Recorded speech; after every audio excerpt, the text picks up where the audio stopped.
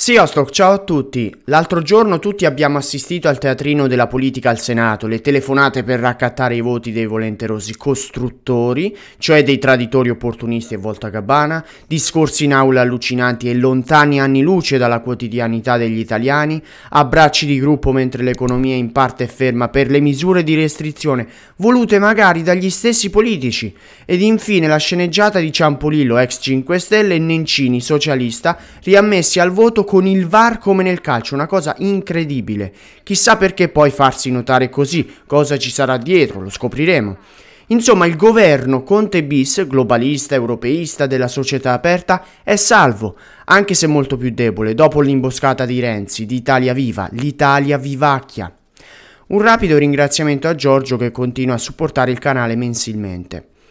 Avrai ascoltato le dirette dal Senato di questa crisi informale di governo, visto mille speciali con milioni di commenti più o meno allineati.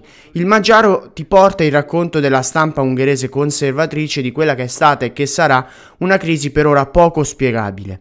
Il titolo più cinico è di Magyar Hírlap: Conte si aggrappa al potere, anche Magyar Nemzet non scherza, Conte per ora è riuscito a scappare di nuovo.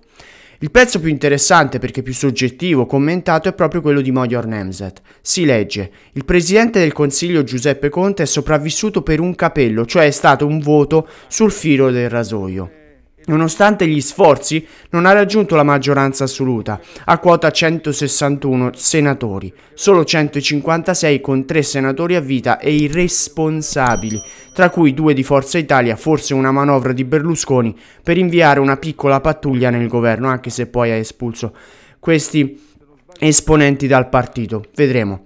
Diversi senatori di sinistra hanno ricordato i ben 10 governi formatisi senza maggioranza assoluta, quindi solo con maggioranza relativa.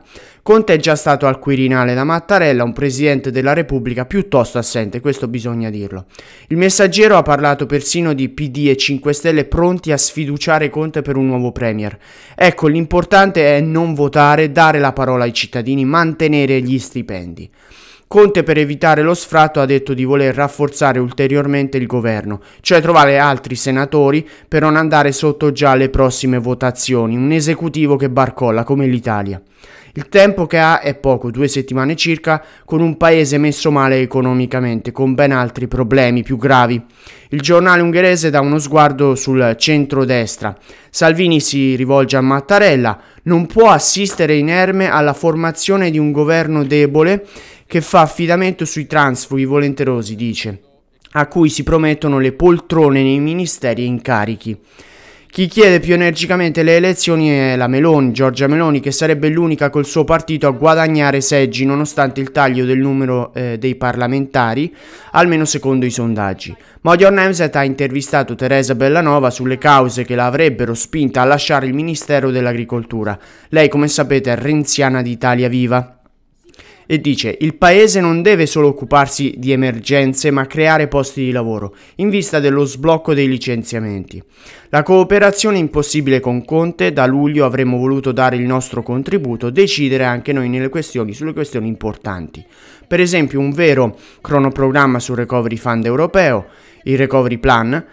Conte non ha saputo dire all'UE come e quando, su cosa voglia spendere i fondi europei, 209 miliardi di euro.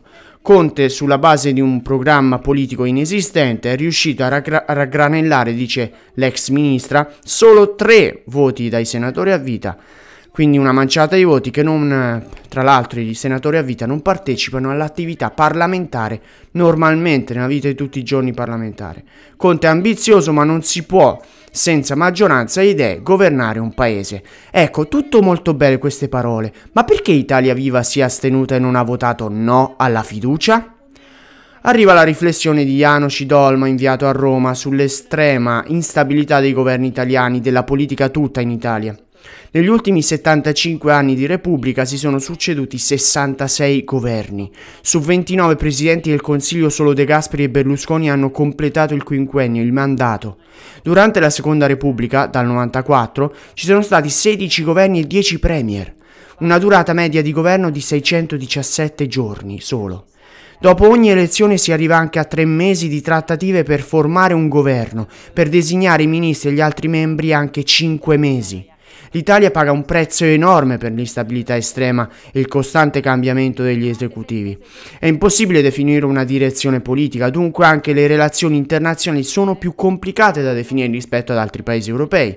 Pensiamo all'Italia di Matteo Salvini, ministro dell'Interno, poi all'Italia di Luciana Lamorgese, come è cambiato il rapporto, per esempio, con l'Ungheria del governo di Fidesz di Orban. L'autore si chiede: come può il governo di un paese fondatore dell'UE così importante avere una base così fragile? Invece io, da anche italiano, perché partitini al 2-3% sono così importanti e saranno ancora più importanti in caso di una futura legge elettorale proporzionale? Forse il sistema maggioritario darebbe più stabilità alla nazione, che ha cambiato tra l'altro ben 4 leggi elettorali in 27 anni, negli ultimi 27 anni. Forse il fine è proprio quello di creare instabilità in un paese che invece dovrebbe ritrovare l'orgoglio e la sovranità, che dovrebbe pretendere un governo con una grande forza popolare e parlamentare. Come sempre, se apprezzi questi video, puoi sostenere il canale attraverso i metodi indicati in descrizione. Vislat, arrivederci.